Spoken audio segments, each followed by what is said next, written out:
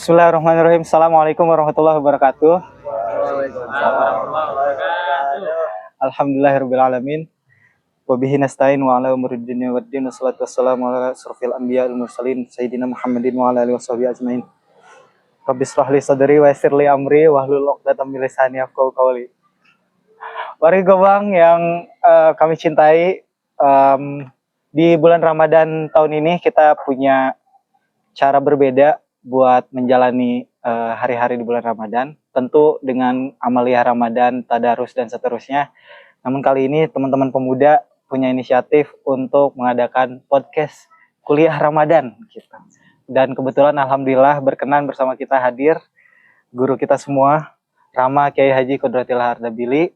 Terima kasih sudah datang. Dan program kali ini kita namakan Tanya Rama. Oh, belum ada ya? Belum nyiapin. Briefing dulu ya. Aduh. Tanya Rama, tanya dong gitu ya kali ya. Tanya Rama. Tanya dong. Alhamdulillah teman-teman. Tanpa memperpanjang waktu, kita akan persilahkan kepada Rama terlebih dahulu untuk menyampaikan materi pertama pada episode perdana ini. Kepada Rama Kiai Haji Kodratil Hardabili kami persilahkan. Monggo. Assalamualaikum warahmatullahi wabarakatuh. Alhamdulillah wassalatu wassalamu ala Rasulillah Sayyidina Muhammad ibn Abdullah wa ala alihi wa sahbihi wa mawalah wa la hawla wa la quwwata illa billah, amma ba'du. Pada kesempatan Ramadan ini kita bicara tentang ilmu ya. Tentang bagaimana cara kita sampai kepada ilmu. Kenapa kita harus bicara ilmu? Agar kita menjadi orang yang betul-betul pantas menjadi khalifah. Kita ingatkan dalam Al-Baqarah bahwa kelayakan Nabi Adam alaihissalam menjadi khalifah itu kan karena pengetahuannya, bukan karena hal-hal yang lain. Mestinya ini menjadi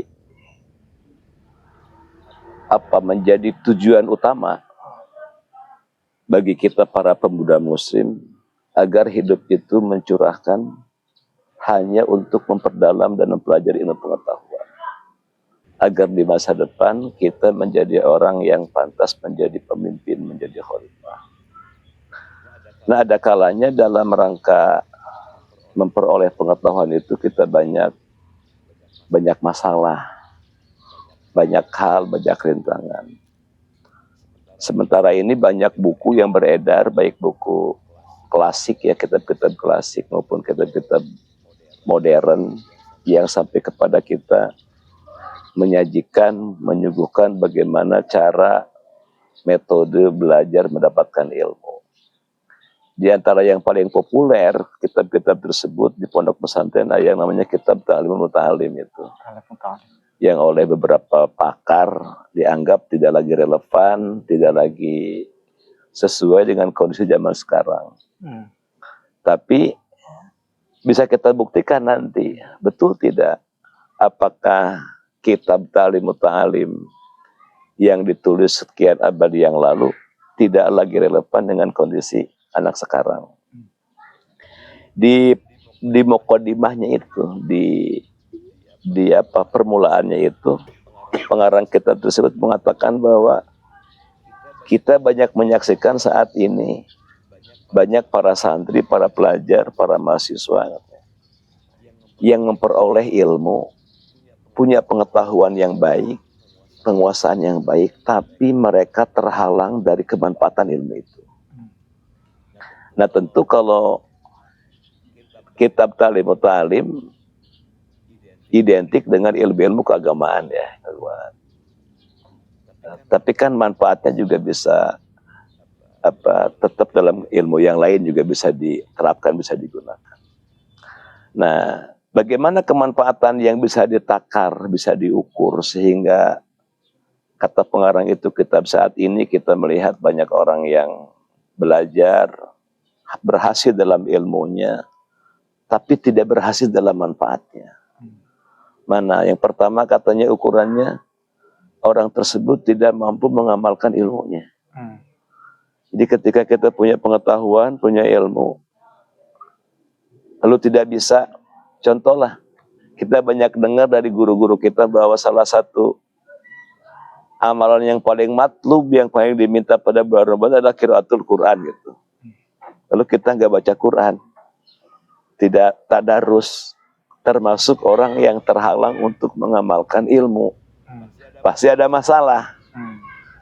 Yang kedua, terhalang untuk nasyru, untuk menyebarkan. Termasuk itu dihitung gagal dalam ilmu. Yang pertama gagal memanfaatkan, yang kedua gagal menyebarkan. Di salah satu indikasi bahwa orang punya ilmu yang bermanfaat itu adalah satu, ketika dia mampu mengamalkan ilmunya. Yang kedua, ketika dia diberi kemampuan untuk menyebarluaskan ilmu tersebut. Nah, ini juga kita nih yang berkumpul di tempat mulia ini membuat podcast, salah satunya dari antaranya supaya ilmu ini menyebar. Dan kita menginginkan para orang tua ini agar kita anak-anak muda itu berpikir ilmiah, tidak berpikir hurufat, tidak berpikir terlalu mistik gitu. Kalaupun nanti itu ada disiplinnya itu tentang mistisisme itu, tapi awal-awal dalam pertumbuhan kita dalam ilmu itu, bangunlah diri kita agar kita menjadi orang yang berpikir ilmiah. Berarti berpikir rasional, berpikir sistematis, berpikir metodologis, berpikir objektif, tidak berdasarkan sangka-sakwa. Karena yang disebutkan tadi adalah beberapa karakter ilmiah. Jadi sesuatu bisa dikatakan ilmiah kalau dia logis, dia terukur, dia bisa diuji, dia punya metodologi, dan dia juga objektif. Jika tidak memenuhi unsur-unsur tadi, maka belum bisa dikatakan sebagai sesuatu yang ilmiah. Misalkan hanya pengalaman batin saja, mimpi saja, itu namanya subjektif, tidak objektif, maka tidak bisa disebut ilmiah. Itu mungkin ya. Jadi penting kita menjadi orang-orang yang membangun dalam diri kita agar kita berpikir bagaimana ilmu kita peroleh secara seluas-luasnya, dan untuk itu kita penting memikirkan, memahami cara agar sesudah ilmu itu kita dapati, kita mampu memanfaatkan dan menyebarkan ilmu tersebut. Oke. Nah itu ya teman-teman jemaah sekalian, kira-kira biar kita punya ilmu yang berkah itu selain diamalkan juga dibagikan ya, ya Rama. Rama, ini kitab kita Ta'limut Ta'lim ini dikarang sama siapa Rama? Ini dikarang oleh Syekh Jarnuzi. Syekh Jarnuzi. Sudah lama ya? Ini Syekh Ibrahim bin Ismail. Dia ada dua pengarang. Biasa dalam kitab-kitab klasik itu ada pinggirnya matanya. Nanti ada tengahnya berbentuk syarah, komentar atau penjelas. Kalau yang pinggirnya itu, matanya itu dikarang oleh Syekh Jarnuzi ya. Kemudian pinggirnya itu, setengahnya itu, sarahnya itu oleh Syekh Ibrahim bin Ismail. Nah ini kitab yang menyajikan kepada kita bagaimana cara belajar, menuntut ilmu, cara mencari ilmu, sehingga adab ya Rama, lebih kepada adab thalabul ilmi, sehingga ilmu yang kita dapatkan nanti bisa kita amalkan secara pribadi maupun kita sebarkan kepada orang lain. Nah begitu teman-teman, kayaknya udah mulai semangat. Ini ada pertanyaan-pertanyaan yang boleh ditanyakan saja. Tapi Rama, sebenarnya kita punya batasan ini nggak sih, usia gitu kalau soal mencari ilmu, atau sampai mana kita dituntut untuk terus cari ilmu? Sebetulnya kan tidak ada batasan kita mencari ilmu ya. Misalkan dari 7 sampai sekian, nggak ada itu. Yang jelas kata Nabi itu utlubul ilma minal mahdi ilal lahdi. carilah ilmu dari buayan sampai ke lahan. Jadi waktu terpanjang belajar itu ya belajar ilmu. Karena emang ilmu itu kata-kata Imam Syafi'i gitu ya. Saking luasnya ilmu, tidak akan Anda himpun semua ilmu kalaupun punya waktu 1000 tahun dan semuanya digunakan untuk belajar. Jadi mahawaital ilma walau bialpa sana. Kamu tidak akan menguasai semua ilmu sekalipun belajar dalam waktu 1000 tahun. Maka mencari ilmu itu tidak ada batasan dan tidak ada istilah terlambat. Tidak ada itu. Kapanpun kita punya kesempatan, kapanpun kita punya waktu, maka saat itu kita gunakan waktu kita. Dan sebetulnya hidup ini selalu belajar itu. Kita sejak lahir sampai sekarang terus belajar, bahkan terus sampai terakhir sampai mati itu. Maka pantas dikatakan belajar menuntut ilmu itu mulai buayan sampai ke liang lahat. Dan ternyata kalau kita pikirkan semua hidup ini adalah belajar untuk menuju kesempurnaan itu. Tuh nggak ada kata terlambat. Ibra katanya merasa udah terlalu ini kalau mau masuk pondok katanya. Padahal Ibra masih ini ya Rama ya kalau usia masih harus. Din. Nah, itu. Oh iya Rama, satu lagi sebelum ke teman-teman nanti. Ini Rama, kan mungkin ada beberapa orang kenal juga ada ilmu hitam. Apakah itu juga ilmu-ilmu yang bisa dibilang ilmu kah, atau yang kayak gitu sebenarnya bagian dari ini aja? Makanya kalau kata Imam Ghazali itu kan masuknya sihir ya, karena dia punya metode, bisa dibuktikan, juga bisa ada objeknya gitu. Jadi kalau kayak sihir, kalau ilmu hitam itu secara apakah dia ilmu atau bukan, ya ilmu. Sekalipun ilmu yang dilarang untuk dipelajari. Kata ini mengutip Imam Ghazali ya, kata Imam Ghazali, sekalipun ilmu sihir, ilmu hitam itu, ilmu yang terlarang disebut madmum. Madmum bahasanya itu kalau dalam ihya itu madmum, yang tercela gitu. Tapi secara dzatiyahnya dia mulia. Kenapa? Tahu kan gitu. Oh iya.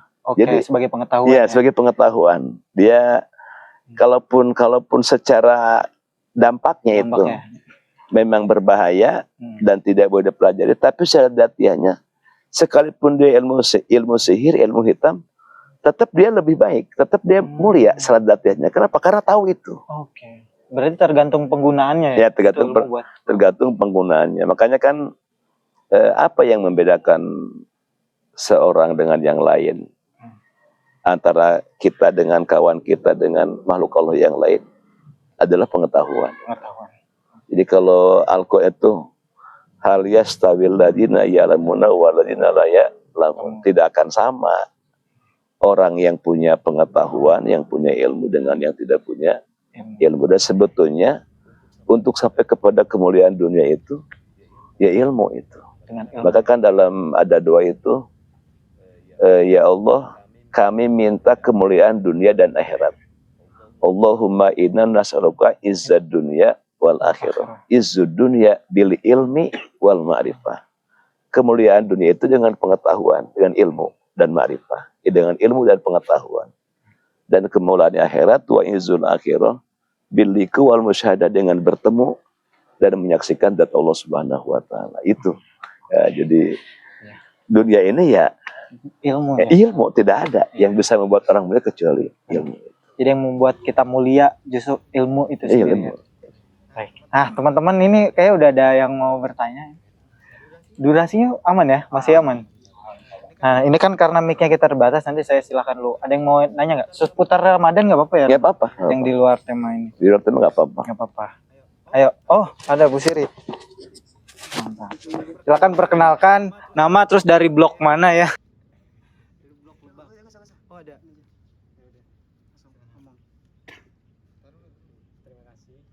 Terima kasih kepada moderator yang telah mempersilahkan Eri untuk bertanya kepada Rama. Mohon izin Rama bertanya terkait kajian Ta'limul Muta'allim. Kita seperti yang kita tahu tadi disampaikan juga oleh Rama, banyak yang pada akhirnya mereka memang secara keilmuan mumpuni namun tidak memiliki kebermanfaatan, atau ilmu yang dia miliki itu tidak sampai kepada tahap bermanfaat begitu. Seperti misalnya contohnya pejabat di negara ini misalnya begitu, yang tidak bisa kita sebutkan namanya, yang kita yakini bahwa mereka yang menjabat itu mumpuni secara keilmuan, namun pada akhirnya mereka terjerat kasus-kasus yang justru merugikan rakyat. Artinya di sana pejabat tersebut mereka tidak sampai tahap kebermanfaatan dalam ilmu yang mereka dapat. Nah, ini dalam kajian Ta'limul Muta'allim ada step apa sih yang kelewat dari orang-orang yang mungkin kita juga sama gitu, melewatkan momen-momen di mana seharusnya kita bisa menjadi bermanfaat dengan kita semakin berilmu, tapi ternyata malah merugikan begitu, Rama. Itu pertanyaan Rama. Terima kasih. Mungkin ada banyak ada banyak hal yang terlewatkan ketika contoh si pejabat dulu gitu, yang ketika dia kuliah mungkin kan kalau di kuliah itu antara mahasiswa dengan dosen batasannya itu sangat kayak kawan Kayak gitu kawan, kan. benar, saking kadang Itu dalam taklim nggak masuk itu, nggak bisa dalam seperti itu. high-nya mahasiswa sama high-nya dosen kayak sama kawan, ya nggak bisa. Itu berarti di sana apa? Ada si murid itu tidak punya rasa takdim, rasa takrim, rasa memuliakan, mengagungkan terhadap orang yang punya ilmu. Jadi kalau dalam kitab taklim ini otoritas itu betul-betul terjaga. Di orang, bagaimana kita santri, kita para pelajar itu dituntut untuk memberi penghormatan, memuliakan terhadap orang yang punya ilmu. Ya mungkin salah satunya itu. Salah satunya tapi tidak menjadi mungkin kalau kita pakai perspektif Ta'limul Muta'allim. Ya betul, para pejabat mumpuni punya tapi kan moral mereka tidak ada kan. Mereka korup uang bansos dan segala macam. Bukan mereka tidak tahu bahwa itu tidak baik, bukan. Tadi itu karena kemanfaatan. Bisa saja salah satu kemanfaatan ilmunya dia tidak punya rasa mengagungkan, rasa takzim terhadap gurunya. Guru. Mungkin karena ada kultur yang berbeda antara belajar di kampus dan belajar di pondok pesantren. Kata orang kampus, orang pesantren itu feodal. Feodal katanya yang nunduk-nunduk. Kata orang pesantren orang kampus nggak punya adab sama guru dosen. Itu pada akhirnya silakan kita lihat secara objektif masing-masing itu. Gitu. Tapi kalau mau kayak tadi pertanyaannya, ada apa yang terlewat dengan taklim sehingga para pejabat itu tidak menempatkan ini? Ya bisa banyak. Satu bisa tadi dalam bentuk kurang hormat. Yang kedua mungkin tidak ada zuhud, tidak ada kesederhanaan ketika mencari ilmu. Pengen enak, pengen ini itu, tempat tinggal, kos yang enak, dan itu juga berpengaruh sama mental orang. Mungkin itu dulu. Bagus pertanyaannya itu. Mantap. Tahu nggak belajar taklim kayaknya itu. Oke, ada lagi kah teman-teman yang mau nanya seputar puasa nggak? Nggak apa-apa. Assalamualaikum warahmatullahi wabarakatuh. Terima kasih kepada moderator untuk setelah memberikan diskusi. Jadi pertanyaan saya itu, bagaimana sih caranya untuk kita konsisten dalam mencari ilmu? Jadi kayak tips and triknya untuk anak-anak muda sekarang, bagaimana caranya untuk konsisten dalam mencari ilmu? Sekian dari saya. Assalamualaikum warahmatullahi wabarakatuh. Ini pernah disampaikan di pengajian Bani Mursyid Jadi supaya ada konsisten mencari ilmu itu, harus dibuat itu dalam diri kita.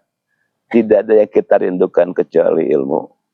Tidak ada yang ingin kita dapatkan kecuali ilmu. Dan tidak ada yang kita cita-citakan kecuali hidup bersama ilmu itu. Baru itu istiqomah itu kalau dengan cara begitu. Kalau tidak dibangun itu, maka kita menjadi orang yang sangat mudah mengabaikan ilmu. Ilmu itu ngaji itu. Tapi kalau memang ilmu dijadikan tujuan, dan harus ngerti juga kita bahwa ilmu itu salah satu perkara yang menemani kita nanti sesudah kita mati. Satu ilmu, yang kedua amal. Jadi konsepnya saja Misalkan kita hafal tentang rukun wudhu, atau kita hafal sekian juz Al-Quran, itu kan pengetahuan namanya, ilmu itu. Belum diamalkan, itu sudah menjadi kebaikan yang menemani kita. Itu hebatnya ilmu. Jadi ilmu itu konsepnya saja, sebelum kita amalkan, sudah menjadi nilai plus, menjadi kebaikan yang senantiasa menemani kita. Ilmunya aja itu, belum diamalkan itu. Apalagi sudah diamalkan. Apalagi, iya, benar. Gitu, Rol. Jadi gimana, kamu ada konsisten? Untuk 2006 Bismillah ya. Konsisten lagi. Ada. Oke, baik. Udah cukup ya teman-teman. Udah ya. Oke. Barangkali itu saja untuk episode perdana ini. Nanti kita akan sambung ke episode berikutnya. Sampai ketemu besok. Nah, assalamualaikum warahmatullahi wabarakatuh. Terima kasih, Rama. Waalaikumsalam warahmatullahi wabarakatuh.